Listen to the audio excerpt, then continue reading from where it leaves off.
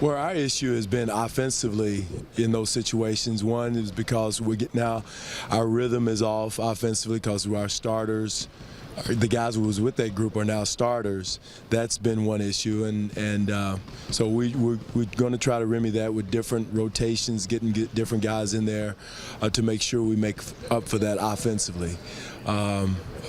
Because we do have some guys out of position that are playing in those minutes, and that happened in the second quarter of the end of the first, start of the second of the last game. Corey's been particularly critical of himself after game one, taking it on himself for the way the second game played, saying he isn't playing up to his own standards. What are you seeing out of the film?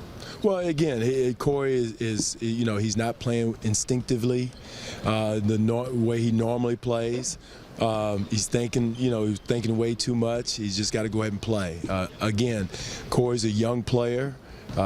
Even though he was with San Antonio, a lot of those minutes, those significant minutes in playoff situations, Parker and Ginobili and Patty Mills, those guys were in there in those minutes. Now, again, he's done. He's on target to being an excellent player for our program. We love him, and so he's just going through something which every player in this league goes through, and he's just got to snap out of it. He's still our player. We still believe in Corey, and we believe that he's going to play through it. This is the bigger stage than this team has ever been on. You throw LeBron into the mix, and obviously this is just a big deal right now. Mm-hmm. How do you keep this team calm? Because everybody seems to be talking about what's happening on the other side of the court. Well, again, I've said this all year. Nobody, we're a growing team. We're a team that's on the grow. We're not there yet. We're getting there. We're growing. We're trying to get where a lot of these teams have been. Cleveland's been to the finals last year. That's our goal. And to get there, it's not easy. It's not like you're going to wave a magic wand and all at once you're ready for the NBA Finals. So we're going through it. We went through it last year, and it's step by step. It's a process, it's patience, it's understanding of where you are, and it's, again, something we've been preaching. And again, our team, they have a championship caliber team. They played one of their best games the last game. We played, I think, one of our worst as far as attention to detail, our focus of what we need to be doing defensively, offensively.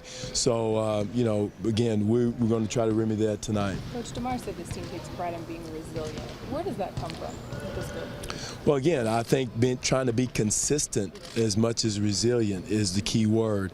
If you're consistent, you don't have these highs and lows, and we fight for consistency. We talk about consistency until guys get sick of me talking about it. Because, again, if you get emotionally high and emotionally low, you're never going to be successful in this league. You got to have a consistent emotional approach, a consistent physical approach, and that helps. And I think that plays into us bouncing back, throughout the year. About halfway through the second quarter and the third, the game started to get pretty physical on both ends. Do you think that was just, can you chalk that up to just it's the playoffs, or was there a little bit of frustration building up to it? I think it's chicken fighting. I think it's just guys pecking at each other. There's nothing malicious on anybody's part.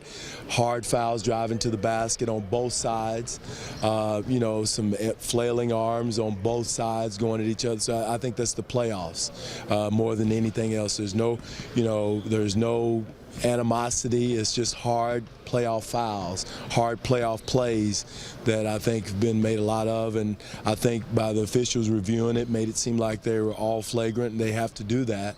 But there's nothing them targeting anybody for us and us targeting anybody for them. It's just hard playoff fouls. When you mentioned Kyle and DeMar not getting to the line, did they do a good job of deserving to get a lot of calls? Well, we need to initiate it a little bit more. I thought there were some plays that were questionable, but again, we have to be more assertive.